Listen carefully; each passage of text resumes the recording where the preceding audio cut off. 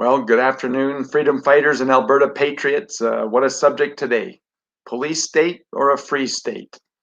We'll go over a few things, talk about it, but I just can't believe it. Just yesterday, 2 days ago, I was in Mirror, Alberta at the Whistle Stop Cafe, speaking with Chris Scott, and the fact that he'd received letters from the Alberta government and Alberta Health Services or whoever does that, revoking his right to feed and to serve liquor to the people who came into his facility, because we have a premier, a prime minister, and a top health official who says that we're risking other people's lives. They acted the Emergency Act over a year ago.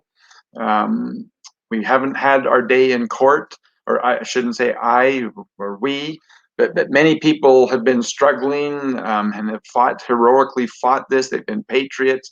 They've received tickets. They've received fines. We've had a pastor who's been put in jail. It just goes on. And a person needs to start making a list and contemplating, is this really what we want here in Alberta? Are we really looking at the public good? Is this emergency act necessary in order to preserve the population as a whole? And for people to be able to protect themselves, we must take away the freedom of others? I say no, categorically no. This is wrong. What's happened is wrong. And we need to take our province back. We need to remove Jason Kenney from office. We need to put Rachel Notley in her place. These elitists, these narcissists who seem to think that they are the great judge.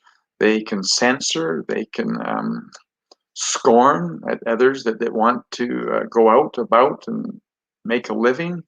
And we're in an incredible state here, 13 months into this emergency act, and nobody yet has been able to really have their day in court.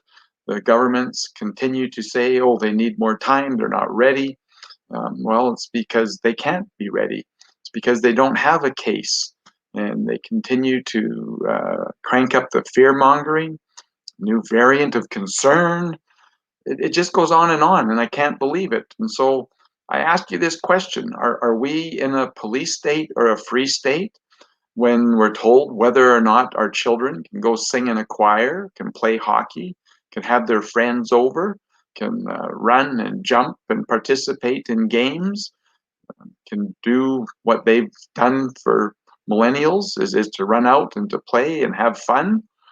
When we tell our children that the family, their cousins, their grandma, their grandpa can't come over for Christmas, when we tell our child that we get the phone call, and I might say 3 days after they were exposed in school, to say, oh, our tracers have discovered that your child has been exposed in school, and he must, or the friend that I have, the 16-year-old boy, he must isolate himself in his bedroom for the next 2 weeks.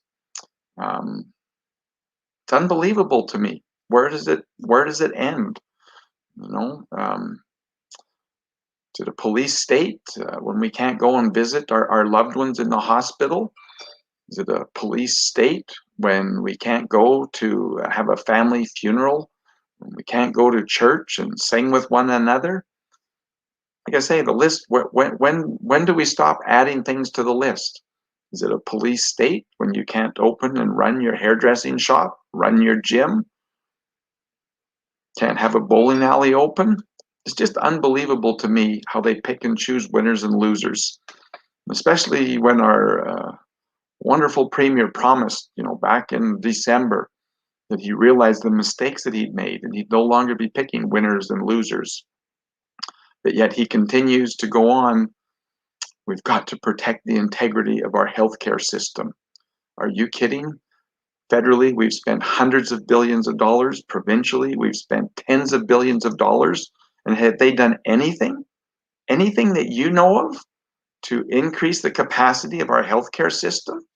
Have they done anything that you know of to give us firsthand information on all of, I want to say, the medical tests, trials, the clinical trials that are out there, the actual data on what we might do to prevent getting the flu, to get sick. None of these things, in my opinion. They actually censor the discussion. I've been censored several times, been pulled off of YouTube, been, what do you call it? Not sure what it's called in Twitter, where they throttle you back so that your tweets can't get out and be shared. And we're in a terrible state. I can't imagine what it would be like to be in an actual full-out police state where they control the media completely. I look at the media now, and again, the reporting. If you were one of the ones who went up to Grace Life Church on the Sunday last and saw the behavior of a few individuals that were trying to cause problems, it's not properly reported in the mainstream media. If you were at the legislature on Monday, the Alberta legislature, and you listened to the media afterwards on who was there and what their purpose was, it's unbelievable to me, that this situation that we're in. But I want to go back to the 1850s and read some, I think is just profound words of Frederick Bastiat that wrote, during that time. I'm reading out of a small book. It's called The Law. I don't know how well that'll show up, but it's a treasure. I've said many times before that this is something that we should teach to grade 6, grade 9, and grade 12 students. We need a constitution that protects the individual's life, freedom, property, pursuit of happiness. But I want to take a few minutes here to read from Bastiat, his words, and I just think they're profound, and I can't say them any better. But he starts off with, life is a gift from God. We hold from God the gift which includes all others. This gift is life, physical, intellectual, and moral life. But life cannot maintain itself alone. The creator of life has entrusted us with the responsibility of preserving, developing, and perfecting it. In order that we might accomplish this, he has provided us with a collection of marvelous faculties, and he has put us in the midst of a variety of natural resources. I'm going to jump a few paragraphs. Life, liberty, and property do not exist because men have made laws. On the contrary, it was the fact that life, liberty, and property existed beforehand that caused men to make laws in the first place. What is law? It is the collective organization of the individual right to lawful defense. Each of us has a natural right from God to defend his person, his liberty, and his property.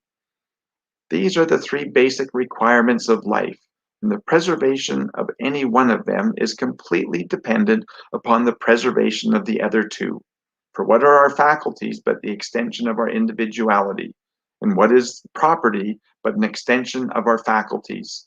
If every person has the right to defend, even by force, his person, his liberty, and his property, then it follows that a group of men have the right to organize and support a common force to protect these rights constantly.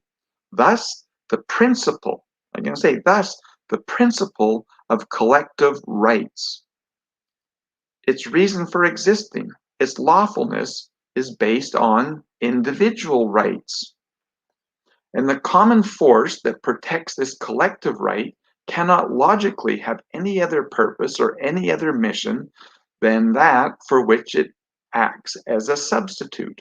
Thus, since an individual cannot lawfully use force against another person, their freedom or property, or another individual, then the common force, for the same reason, cannot lawfully be used to destroy the person, liberty, or property of individuals or groups.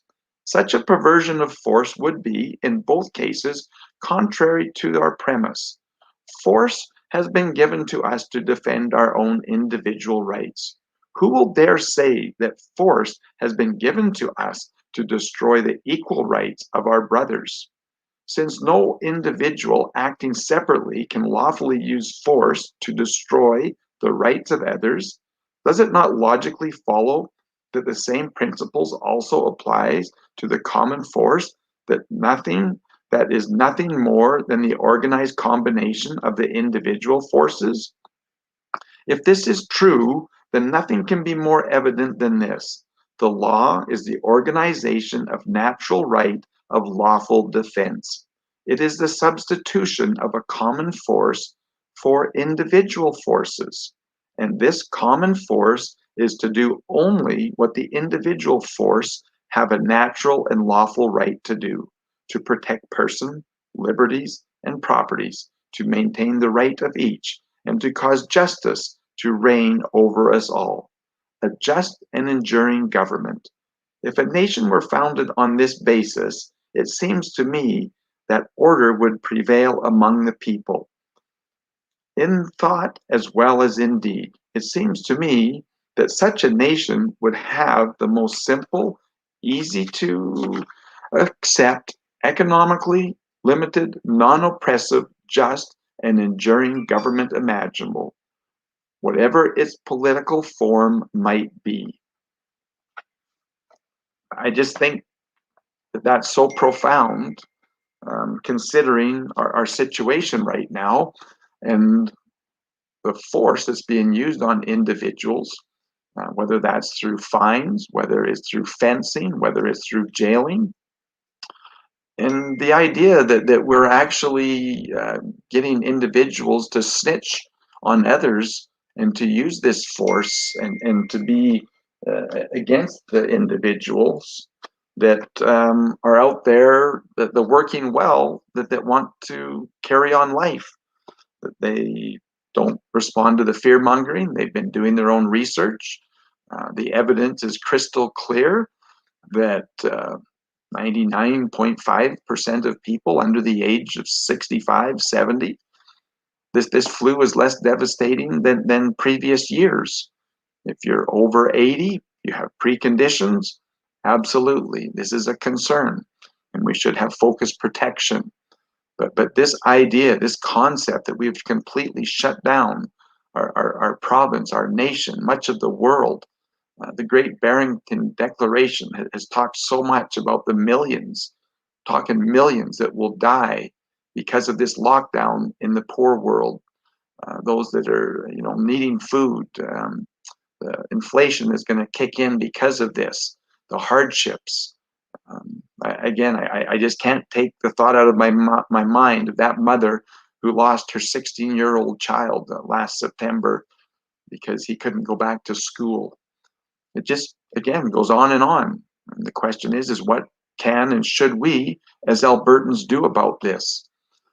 Last June 30th, when I got my first phone call that would you come on as the interim leader, my response was no. My life is good. I don't want the headaches, the struggle of politics. I don't believe that we can make a difference. I always go back to Bible Bill Aberhart, the first premier of the Social Credit Party. If the people haven't suffered enough, it's their God-given right to suffer more. That it's wrong to allow the common force of the majority to attack a minority or an individual. Whether that individual is a young child who wants to go to school, who wants to run and play and skip and jump and sing, or if it's a full-grown individual who's just out there trying to make a living and to pay the bills and to keep the electricity on and to be able to pay the mortgage on their home or their car. How can we possibly sit back and say what Jason Kenney is doing is okay and going to be for the betterment of society? Just isn't so.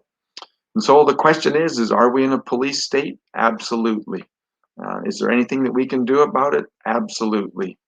I want you to go to my website, paulhinman.com. I want you to go to wildrose.party. I want you to go to those sites, read them, see if you agree, whether you disagree, and to know that there is something that you can do.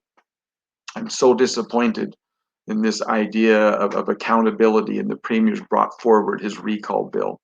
What a joke, what an insult to say that 2 out of the 4 years, we're not recallable. And then to put the numbers so high that if you were to put those numbers that way and say, unless you get that many votes, you can't be elected, there wouldn't be a lot of members that would even be elected to the legislature. But yet to say we need to get that many to fire them, it's just an insult to the voters, and why so many people, in my opinion, are so disconnected from politics. They don't want anything to do with it. They're just disgusted with politicians, they're disgusted with government, and they don't want anything to do with it. But we need to do something. We need to claim back our independence, our personal independence, our provincial independence. We need to become a sovereign nation. I can't believe what's happening at the federal level, let alone looking at the provincial level, and say that we should sit back and just do nothing. I want to read another little bit here from Bastiat once again, so profound. The choice is before us. The question of legal plunder, and I guess I should say that what Bastiat calls all of this is that when the tyranny of the majority come together, or the laws of the land allow the voters to strip away the fruits of the labors from others, and they're not ours to keep and to protect, he calls it legalized plunder. And so with that, we'll go on and read here. The choice before us. The question of legal plunder must be settled once and for all. And there are only three ways to settle it. Number one, the few plunder the many. Number two, everybody plunders everybody. Or number three, nobody plunders anybody. We must make our choice among limited plunder, universal plunder, and no plunder. The law can follow only one of these three. Limited legal plunder. This system prevailed when the right to vote was restricted. Some would turn back to this system to prevent the invasion of socialism. Universal legal plunder. We have been threatened with this system since the franchise was made universal. The new enfranchised majority has decided to formulate law on the same principles of legal plunder that was used by the predecessors when the vote was limited. And then no legal plunder. This is the principle of justice, peace, order, stability, harmony, and logic.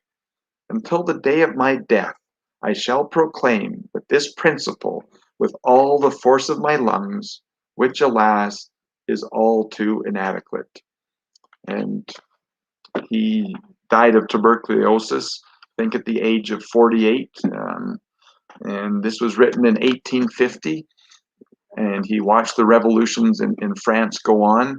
I've always commented after reading Bastiat, you know the difference between democracy and freedom? The French have fought for democracy, and the majority continue to plunder the minority. The Americans fought for freedom. It's freedom that you need. Freedom is the opportunity to prevail. Freedom is the opportunity to pursue the dreams of your wishes.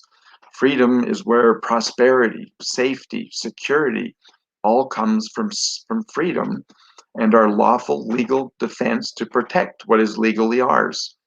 And so I invite each and every one of you to again, go to wildrose.party, go to paulhinman.com.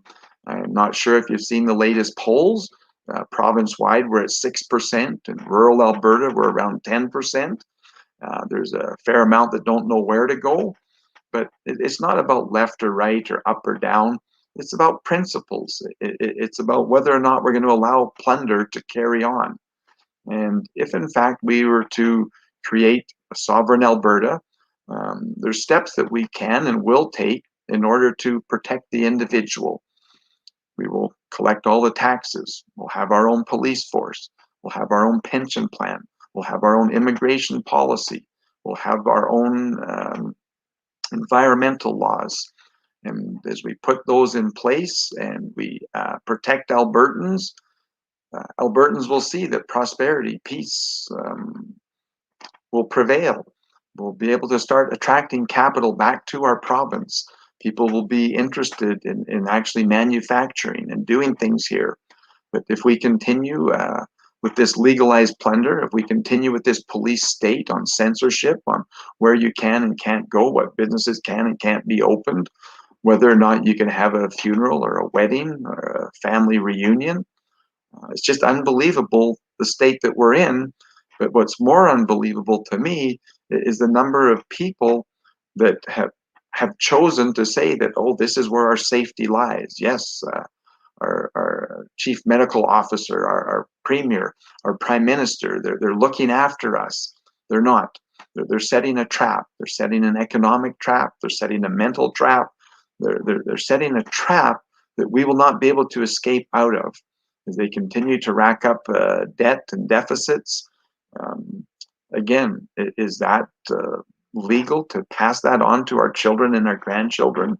Are we not plundering their hope, their future? We have leaders that talk of hopelessness if this virus gets out. They originally started purely on the aspect of flattening the curve. But what they've done is flatten it for individuals, and it's wrong. And those of us who realize it's wrong, we need to stand up and we need to fight, and we need to do all that we can in the democratic process. Because if in fact Trudeau and Jason and others are able to collapse our system, the economy, and have the Great Reset kicked in, I don't know when we'll be able to get our freedom back. But I want to thank you for tuning in.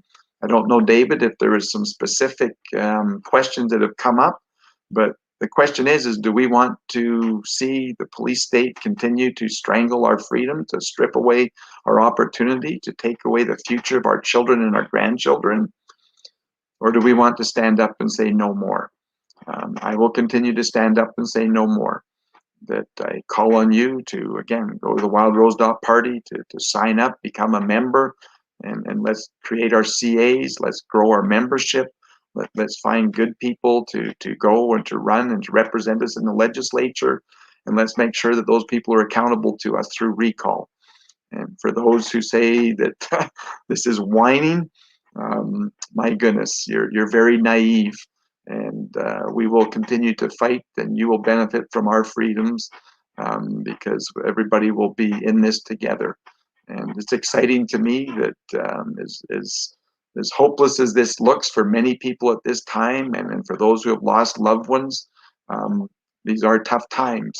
But I have great confidence in the entrepreneurship and the tenacity in the Alberta spirit that we will come bouncing back. But we need a government that will allow us to bounce back and not to continue to oppress us and to take away our desire to do better, to move forward, to get to improve. But anyways, David, are there any questions? Or I just wanted to keep it short and sweet today. Hello, Eric. Thanks for tuning in. Is there a question there? How is Freedom Alberta going to defeat UCP and keep NDP out of Alberta? I appreciate all that you are doing. Well, the way we're going to do that is boots on the ground, talking to our neighbors, door knocking, distributing pamphlets, and getting the message out there that there is an actual party that believes and trusts in Albertans. We believe that you can govern yourself and make your own choices, that you don't need to have nanny parents that refuse to let you out of the house, to refuse to let you go to work. It's just amazing to me where so many of us have ended up in this this death spiral, I want to say. And if we don't pull out, if we don't start our engines and pull out of this, I see the Great Reset coming faster than anybody would have believed possible. The Prime Minister just licking his chops. Klaus Schwab is licking his chops. They're excited, and they'll continue to be excited. But we need to be a bastion of freedom and a place to stand up and fight. So anyways, appreciate you tuning in, and need you to be thinking about this police state. Hi, Paul. Are you for getting Alberta out of Confederation or for getting a better deal? There will be no better deal. We're a minority here. We're 1/10 of the country. I appreciate those who think after 100, 150 years that we're going to get a better deal. It's just not so. The personality, the culture, the character of Western Canada is not that of Eastern Canada. And our Constitution will not be amended. It will not stop the legal plunder. And what we need to do is to take the steps necessary to give Albertans the confidence that we can go out and be on our own. We need to first form government, then we need to take those things under our wing. We need to be collecting our taxes, have our own police force, need to have our own pension plan, our own employment insurance plan, our own environmental act. These things are critical, that we need to take control of those. And as people see that, and their confidence will grow, we'll be able to balance our books, and they'll see that, we're far better off than being hooked up with that broken, dysfunctional group that wants to spend money like drunken sailors, that want to party like Saudi princesses. But they don't want us to go out and to earn and work and make a living. They're hypocrites. They don't even understand the blessing of hydrocarbons. They don't understand the blessing of agriculture. All of those things are foreign to them, and they somehow think that things miraculously appear at the supermarket, that somehow their lights stay on miraculously because the sun has been shining or the wind was blowing, and it's just not so. It's because of the hydrocarbons, and again, in many places, it is because of the hydroelectricity, but that doesn't help in the transportation and getting the food that gets to their table, and all of the plastics that are used, and whether it's the healthcare system in our personal lives and the clothing that we wear. There's just so many blessings of hydrocarbon that again, these groups that are against humanity, the World Economic Forum, they want to see the population shrink in the world. They're out there hell-bent to do what they can to destroy the free world and the free market, and it's up to us to stand up and to fight. But anyways, like I say, I want to start shortening these up. We've been going for 30 minutes. Appreciate you coming on. You can send emails to paul@paulhinman.com. Happy to answer the questions, and we'll carry on this battle for freedom. And don't let those people that want to scorn you to get the best of you. We need to stand up for our rights because we're actually protecting their rights. But God bless you, and we'll talk again soon. Thank you, and good night.